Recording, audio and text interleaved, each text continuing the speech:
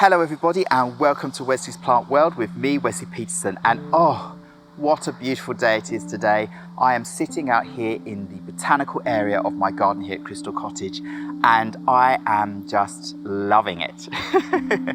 There's just one thing I want to say. I've tried to film this video 3 times now. The first time I forgot to put the wire in to connect the sound, so there was no sound on the video. The second time I thought the video was filming and there was a problem with the card so that it stopped recording anything, but it looked like it was recording, so that happened. So now this is 3rd time lucky, and if this time this video doesn't work out, well, then it's not meant to be. So I'm crossing my fingers that this time I'll be able to post this video for you to see. So at the same time as me talking here, I'm going to plot in a lot of photos of the whole process of me stratifying my beautiful Quercus rubra, these lovely northern red oak that I stratified for 6 months in my fridge at home in my apartment in Malmö. Now, the first day that I did that, and I have a tag down here, was the 9th of October 2022. So we have a lot of northern red oak planted out in a central aisle between 2 roadways in Malmö. And of course the road is asphalt, and underneath the trees there is a lot of gravel, so there's no soil anywhere. And every year when the trees get their acorns, they all fall to the ground and they have to be swept up and they're thrown away or whatever happens with them. So I've gone now 2 years in a row and collected the acorns to see if I can get them to grow out as beautiful young saplings so that I can get myself some free examples of this beautiful tree to plant out in my garden, because they have the most amazing autumn color. These plants right now here have bright green, beautiful leaves, but in the autumn they will turn bright red, really, really deep red, and it's absolutely gorgeous, and it's all over the plants. So imagine these as trees amongst all the autumn colors of orange and yellows and browns and greens and whatever's going on, and then you've got this red, and that is what I'm really looking forward to. And I got to see a glimpse of that last year when I planted out my first generation of these northern red oaks. And I want to take you on a little tour around the garden here to start with, so you can see those, because they've done really, really well. I have 4 examples to show you. I planted out a lot more, but I can't remember where I planted them all or what's happened with them. But I have 4 fantastic examples I can show you. So these are plants that have survived the whole autumn, the whole winter, a whole season now outside after me stratifying them, and I'm so pleased with the result. So let's go and have a look at those so you can see what I mean. So right, let's go and find these northern red oak that I've planted out in my garden. So we'll carry on through the botanical garden here and we'll go around into Joachim's corner where I have my hosta collection and everything else that's going on out here. And for you houseplant lovers, I just want to show you a little something out here. Look at this. This is my Monstera deliciosa, outside for the summer, doing fabulously, and underneath Crassula ovata. It is doing amazingly and loves it, and there's a new leaf on the way out. So anyway, let's carry on past our Crystal Drive into the area of our garden called Silverway. And here in Silverway we have our largest oak tree of the whole garden, our Quercus rubra, the English oak. Look at this huge, majestic, 25-meter tall tree and its beautiful canopy. And you can see the proximity to our cottage here, and then our beautiful tree, the English oak, with its beautiful, thick, long trunk here. And in this area of the garden, this is the garden on your beginnings, we have many more young oak trees growing out, and they're all getting very tall. that one, and that trunk over there is also an English oak. But what we're looking for today is the red oak, the northern red oak. And here we have my first sapling that I planted last season. Look at that. It's grown out beautiful leaves this year, and it's doing very, very well in this arrangement I have here. So it's behind everything else that's going on here, doing well in this border. So if we pan around and go to the other side of the Garden of New Beginnings here, in amongst all these lily of the valley that are growing down here, we are going to see a second one of my northern red oaks that I planted out. And this sapling is also doing very, very well. Look at that. And its little trunk underneath there. This year it's already grown around 2 inches taller.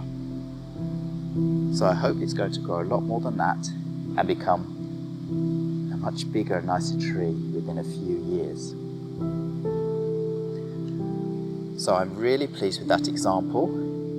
On the left side of it is a hydrangea arborescens Annabelle, and then all the lily of the valley. So that is doing really well down there.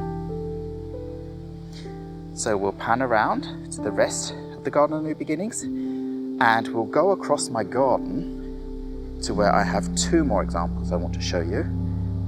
Here, the hole that should be our little heart pond, and then you can see beyond that the wild orchard garden. We will pass into the bonfire garden, and you can see the bonfire here, and our cottage there. We'll go through bonfire garden, and this is the courtyard garden area with our crystal cottage on the right and our annex on the left. So we'll go past the sunbeds and across the courtyard garden, and then we enter the botanical garden. See here. And here's our little pond that we created. So you can go back and see a video where we create this little pond. It's doing very well. Look at the beautiful bog arum coming back every year and doing very well for us in this little pond. And our froggy on the left. So here we have the botanical garden, and again our cottage in the distance. And then we move round to the west side garden area, and it's here that I want to show you the next northern red oak that I planted out, hiding in under here. And there it is. Look how beautiful that's looking. It's a whole little bush with lots and lots of leaves and a lovely little trunk, doing so well. I'm really pleased about this one. I'm going to really enjoy watching that growing out. And then if we come out from there, pan around to the left, we will come to the next one on this side. This one's got a bit heavier for itself, so it's leaning over towards the left, so I'll need to prop that up, but it's still doing absolutely fine and has gorgeous leaves. So from the other side you can see clearly here this beautiful tree growing out, and there's no problem with the leaves at all. So this is a little sapling that has been out here since I planted it last year and survived the whole winter period and bounced back. I just love it.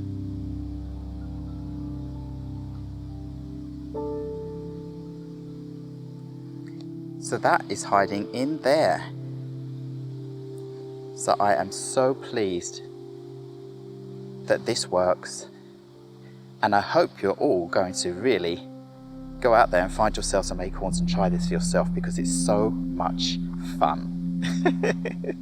So I really hope you enjoyed seeing those beautiful saplings that I have going on now, and well, they're over a year old and they're doing absolutely fine, and some of them have grown a few centimeters already this year, and they'll probably grow a few more, and then I can't wait until they actually look like little taller trees and become beautiful trees with time. I'm going to be letting those plants grow up into bigger trees. These ones in the pot in front of me here, I don't really know what I want to do with them yet. I'm actually really liking them in this arrangement as a little bush. So I might keep them like that in a pot, or plant them out so that they stay as a bush type plant, or I might plant them out in a row so that I can have them as a hedge and keep them pruned, and I'll be able to enjoy the change of color through the seasons that way. Or I might plant them out as individual examples around and about in the garden like I've done with the other ones, and let them come up naturally. We'll see. But the point is that I know now that I can go out every single year and stratify some of these acorns and produce myself some more beautiful new trees for free. And that's why I'm making a video like this, because I want to encourage you all to get out there. Any acorns, horse chestnuts, sweet chestnuts, maple trees, all sorts. There are so many different seeds you can go out and collect and make yourself your own examples of these trees if you want to plant them out in your garden or somewhere in nature or in a pot. And you can do it for free. You just have to have the patience to watch them grow, because these will probably take many, many years before they get to be the size of many of the other trees around me here. But that's absolutely okay. Again, I love the process, and I have so much else going on, so I don't mind waiting for these plants to grow up either. A good thing about them is that the deer don't like them too much, so they're not going to go and nibble them up and chew off all their leaves and so forth, but I will protect them as they get bigger, because the deer do go around and eat the bark of many of the different types of trees here, even things that are classed as poisonous, like laurels, for example. They go and bite up the bark on those anyway, and I've seen them nibbling leaves and so forth, so those are really supposed to be poisonous. Well, the deer here like to eat them, so that's become a problem for me. But I have a whole story about this bundle of northern red oak in front of me here, because from the beginning, when I put them in some water to see if they were viable or not, most of the acorns sunk to the bottom of the water, and that means they're viable. Only a couple were floating on the top that weren't. They were either hollow, had a hole in, something had happened to them, so they were rotten inside. So that's the first thing you need to do to make sure you're not going to waste your time, because it's a long process with the stratification part of it. I did that, and I got me many examples, and I planted them in small pots and put them in the fridge. And I had to really try and forget about them for months and months and months. And it is a lesson in patience, but this is the result anyway. So every time I checked, I could see, oh, there was mold growing on them and so forth. But that had happened before with the previous first generation that I made. This is second generation now. And I've made videos on those, on when I stratified those plants. So you can go back and see those videos. So I knew that once they were starting to grow out their roots and I wanted to transfer them to a new pot and so forth, I can just clean all that mold off the top and everything to make sure they're spotless, and then replot them and they'll do fine. So I did that. I just cleaned everything off and they were shiny, put them in this pot all together. I didn't want to fuss with lots of different pots this time. I wanted to save space. So I've just put all of my acorns in one pot and left them like that.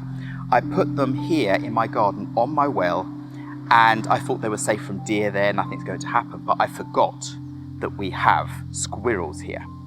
So I put the pot there, and then I was away from my garden here for a week, and when I came back, I can see that the squirrels had been in and tried to eat some of the acorns and pulled up some of the plants, and it just looked a mess, and I didn't think anything was going to happen with this pot. So I just left it there and thought, okay, fine, I'm going to have to do this again next year, and next time I know that I can't just leave them outside, because there are too many different animals that will go in and eat the acorns. So I was away from the cottage a couple of weeks, and then I came back, and then boom, I had this beautiful array of small saplings growing out of this pot as though nothing had happened. And that made me so happy. So many of them survived, and I am just so pleased with this result now. And I just love that they're so bright and green right now. And the fact that I know that the whole pot here is going to be a dark red. It's going to be alive with red colour later on. That is just so amazing to me. So if you have the chance to try this out for yourself, do it. It's so much fun, the whole process. But it won't happen if you think you're just going to put an acorn in a pot of soil and then leave it outside where it's not cold enough for them to be stratified, because they will not turn into trees the next year. So you will be wasting your time. They need to be at a constant cold temperature for months on end. And that's why I ensure that longer period by putting them in my fridge for 6 months with the normal fridge temperature, which is probably around +5 degrees or so. And it's dark in there because the light is off when the fridge is closed and so forth. And that has absolutely worked fine with these plants. And now it's June 2023. So October, November, December, January, February, March, April, May, June. These plants in front of me here are 9 months old, and they're looking absolutely fabulous and growing up very, very well. So what to do with them? I really don't know. But the first thing I want to do is take you in for a closer look so you can see this arrangement, because I'm just so happy with it. Let's go. Let's have a look at the acorns underneath. So if we can get in under here, there you go. You can see all the acorns, and they still have a lot of energy in them that are feeding these young trees. They look absolutely fantastic. We'll have a look in from this side. There you go. Look at all the acorns there. Some of the shells have fallen away, and the trees are looking lovely in here. Another side here where you can see all of the acorns. Isn't this just fantastic and so fun?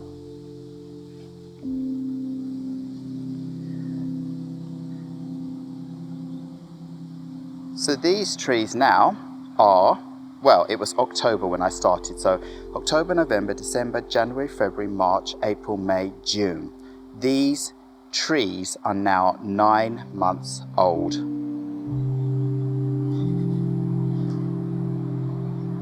9 months old from the first day of stratification till now, and they're this size.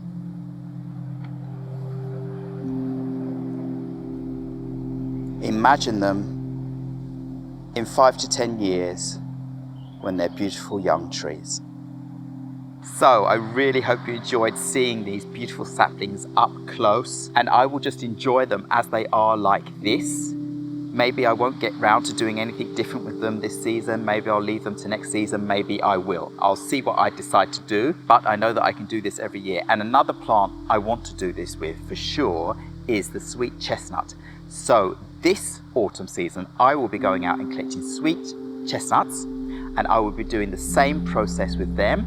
And I will film the whole thing from start to end as I go along, and make a video after the whole period. So look out for that, because that's going to be interesting, because I would really love to have some sweet chestnuts in my garden here, because they're edible and they're absolutely beautiful trees to look at. They have wonderful leaves, but if I do that, I'm not going to be expecting to get any sweet chestnuts to eat for at least 7 to 10 years.